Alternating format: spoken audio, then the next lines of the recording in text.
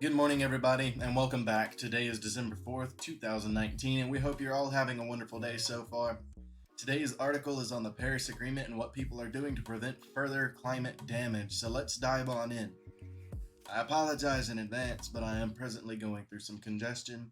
Hopefully, this will pass and we can get right back to where we usually are. Now, before we get 100% started, I want to say that today's article is really a big one in several different cases. Not only is the Paris Agreement currently trying to be changed and is under revision, but they're trying to do it to the point to where they're trying to save us from ourselves, essentially. Um, let's dive on in real quick. We'll go ahead and get that laid out.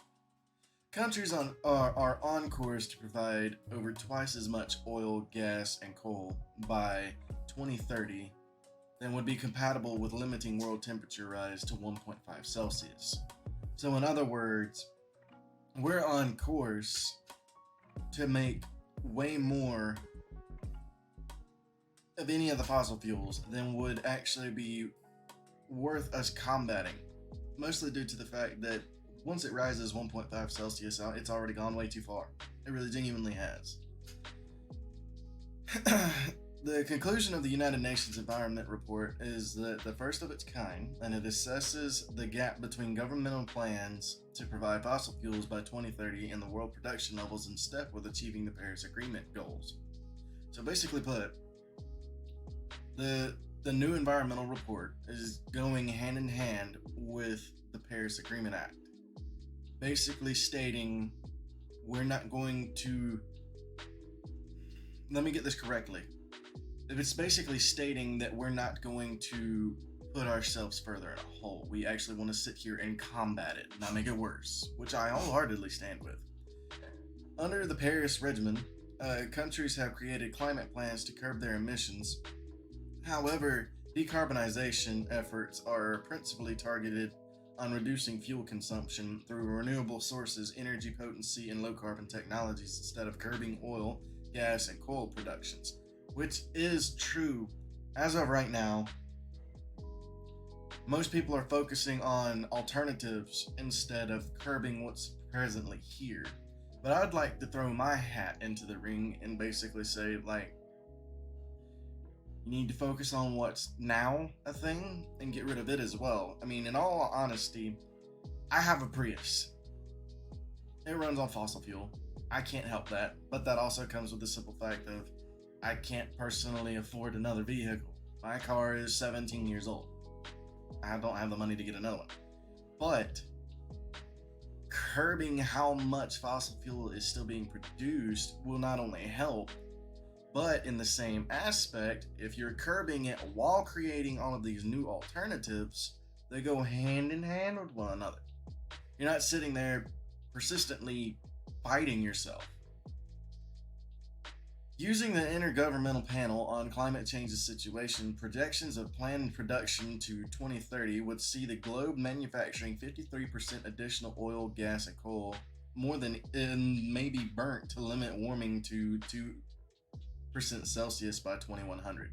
And the Paris deal's higher target is basically saying that they want it lower, way lower. They don't want it to rise 2 more percent. The same projections show fuel production levels are 120% above what would be compatible underneath a 1.5 Celsius pathway. The Paris Agreement's additional formidable target, and that is saying this mostly due to the fact that the gap has widened once again, staring at the planned fuel production for 2040. Projections of fuel production to 2030 conjointly exceed the number of oil, gas, and coal countries that will burn to satisfy their current pledges to chop emissions, and that add up is over 3 degrees Celsius. Basically put, the way we're going right now, we're not going to be able to combat it that easily. Instead of looking for newer ways and better ways to take care of the situation at hand, not only are we trying to dance around it and jump past it, but everyone's not looking into, hey, we need to mind the Paris Agreement and we need to drop everything down.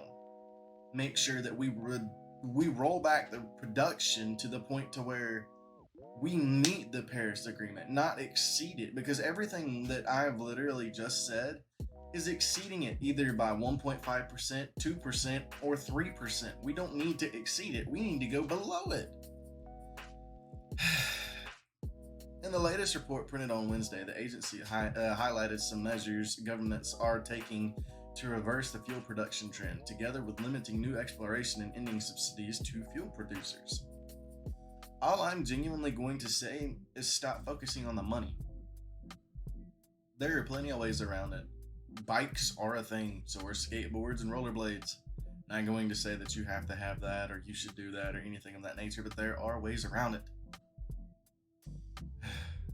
That's all the time we have for today, everybody. We hope that you've enjoyed this segment. Please, please, please feel free to read the entire article. I went extensively deep into this. So if you will, please check it out on LinkedIn. Let us know your comments in the comments section below. Hit that like button and hit that subscribe button. Also, please remember you can follow us on Twitter. We're consistently on there daily. On Instagram, you can check out all of our posts throughout the day. Check out our history on Reddit. Follow our Facebook page. We have updates consistently of everything that's going on. That way, if you've missed anything, you can check us out again. Don't forget Anchor. We have all of our podcasts, every single one from day one to right now. Check it out, especially if you can't watch the video and you can't read the article. We go in depth and we will be paying attention. I promise. Don't forget that we have Snapchat as well and TikTok. TikTok is our micro video app, and we make sure that we have at least 4 to 5 videos uploaded to a day. Now, with Snapchat, we are presently going through and messaging everybody one at a time, so if you have any questions, comments, or concerns, please hit us back up on Snapchat and we'll try to take care of you as soon as possible. Well, that's all the time we've got for today, and remember everyone, as always, we are here. Bye-bye!